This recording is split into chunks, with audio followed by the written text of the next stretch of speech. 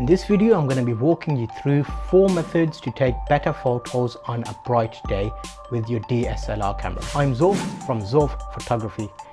I give you tips and tricks to help you become a better photographer. If you are looking to take the best photos on your DSLR camera on a bright day, there's a few things you want to think about.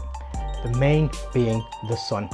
The sun will have a continuous light and drop shadows on the floor, which means you need to position yourself in the best possible way to get great photos.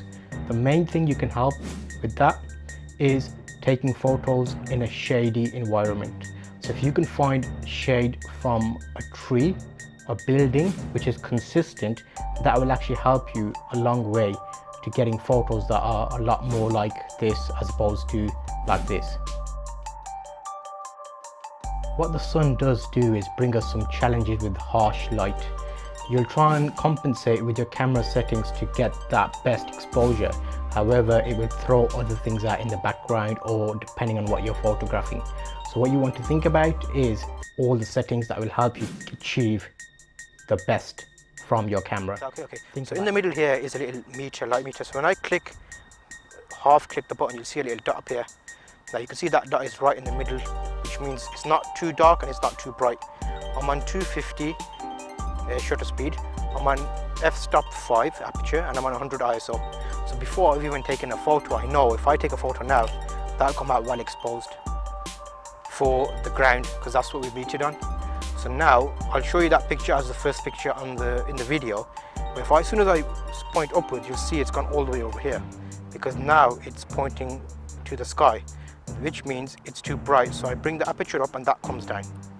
So see how that's come down. But now what will happen is if I take a picture of that, the sky will be nicely exposed, but you'll see everything else is dark. Think about the camera you're using. Do you need some type of filter to help you get a lower f-stop? ND filters can be great for that, so that's an option to think about. What you need to do is position yourself in the best situation. So if you're taking a photo, try and have the sun behind you. That will shine light onto your subject and that may cause them to squint. So you can actually put them off axis slightly just to make sure you don't get too many shadows.